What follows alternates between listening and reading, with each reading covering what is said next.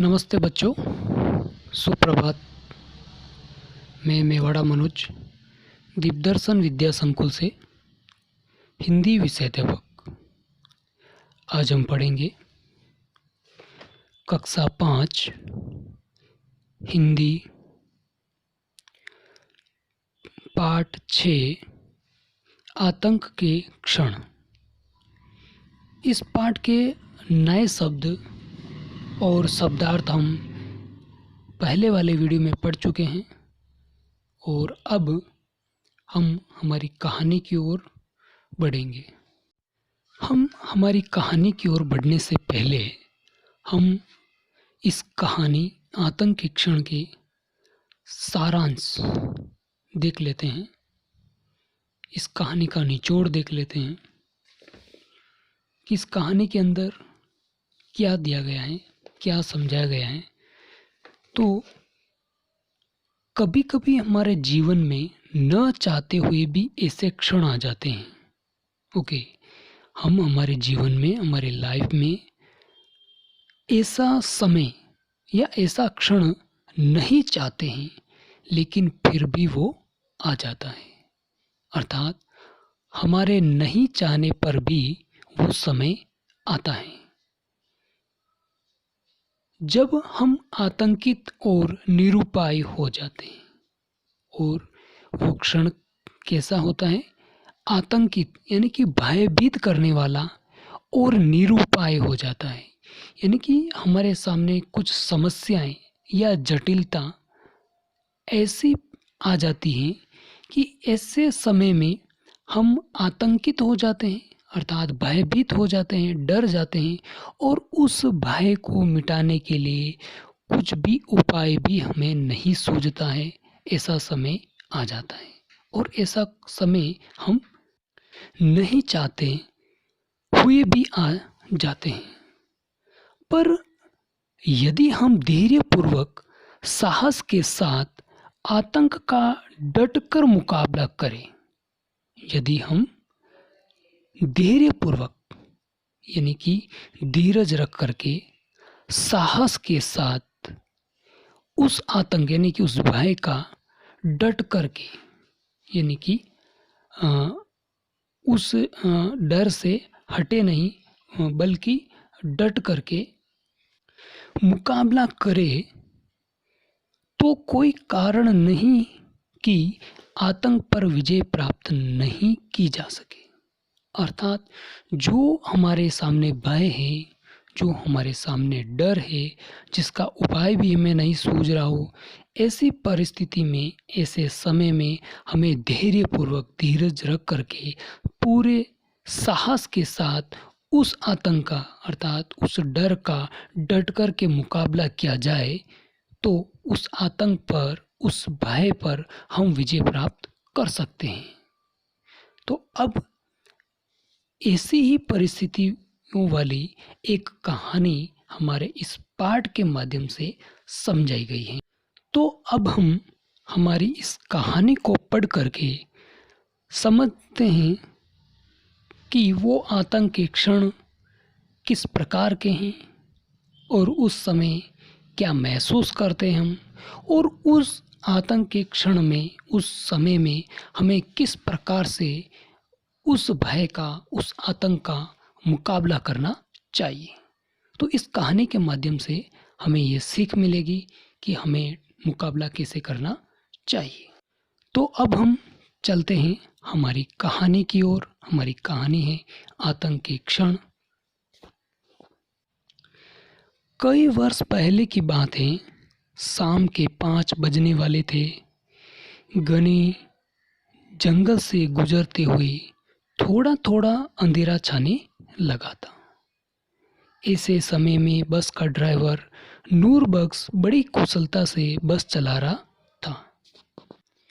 इस कहानी में एक ड्राइवर बस चला रहा है और उसमें सारे यात्री बैठे हैं, और बस एक जंगल से गुजर रही है और अंधेरा भी छाने लगा है। अर्थात शाम के 5 बजे के बाद अंधेरा होने लगा है। बस में इस समय लगभग 50 यात्री थे। यानी कि उस बस के अंदर कुल जो पैसेंजर थे, जो यात्री थे, वो उनकी संख्या कुल 50 थी। मिलिंद, नलिन और सुनील तीनों अवधेश के पास उसके दादाजी के गांव जा रहे थे।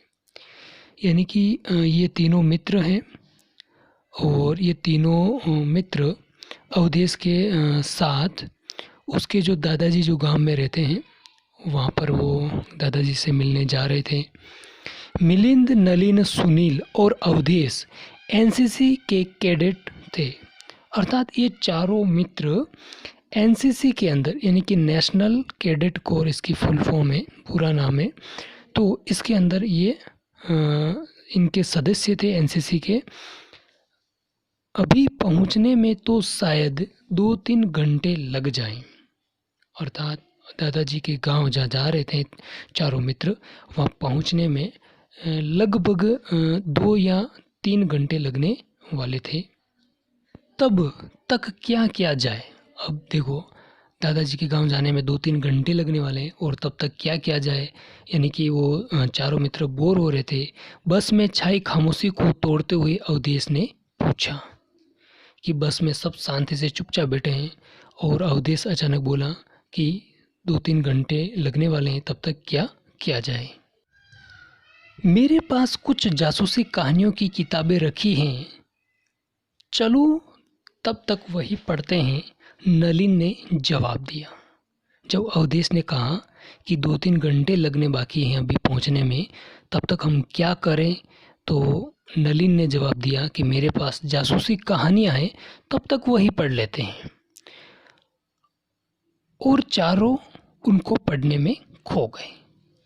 जब नलिन ने कहा कि मेरे पास जासूसी कहानियों की किताब है, तो चारों मित्र उसे पढ़ने में लग गए। बस एक ऊंची घाटी की चक्करदार सड़क पर चढ़ रही थी। यानी कि जो पहाड़ी है, उस पहाड़ी के ऊपर जो घुमावदार जो रास्ता है, उस रास्ते को पार करते हुए बस चढ़ रही है। सड़क के एक ओर सैकड़ों फुट गहरी खाई थी तो दूसरी ओर ऊंचे ऊंचे पहाड़। अर्थात जो उस पहाड़ी के ऊपर जो बस चढ़ रही थी घुमावदार रास्ते से, तो उस पहाड़ी के एक तरफ तो रोड के एक तरफ तो बहुत ही गहरी खाई है, जो उसकी ऊंचाई लगभग सैकड़ों फुट, यानी कि जो गहराई है वो बहुत ज़्यादा है। और दूसरी तरफ है वो पहाड़, ऊंचे ऊंचे पहाड़ हैं। उस सुनसान घाटी में दूर दूर तक कोई वाहन दिखाई नहीं दे रहा था। यानी कि जब वो पहाड़ी पर चढ़ रहे हैं तो वहाँ पर उनको उस रोड पर, उस सड़क पर दूर दूर तक न आगे न पीछे कोई भी वाहन आता दिखाई नहीं दे रहा था। यानी कि वो रास्ता जो था वो पूरा सुनसान था, वहाँ पर कोई भी और नहीं था सिवाय उस बस में बैठे यात्रियों और बस के अलावा।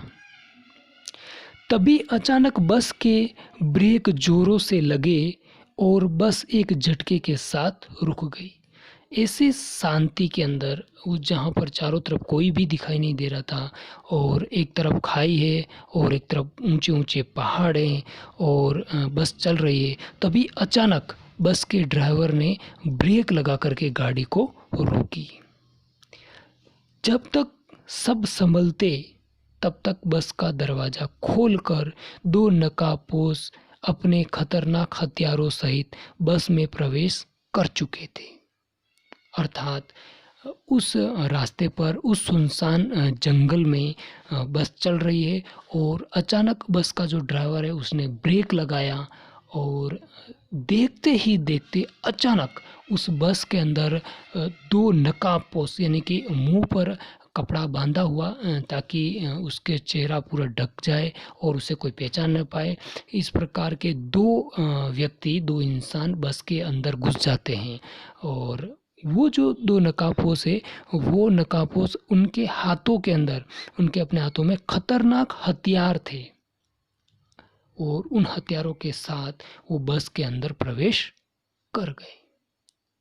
तो अब ये कहानी हम यहीं तक विराम देंगे इस कहानी को, और इस कहानी का अगला भाग हम अगले वीडियो में पढ़ेंगे। तब तक के लिए यहीं तक, और उम्मीद करता हूँ कि ये कहानी आपको यहाँ तक अच्छे से समझ में आई होगी और ध्यानपूर्वक आपने सुना।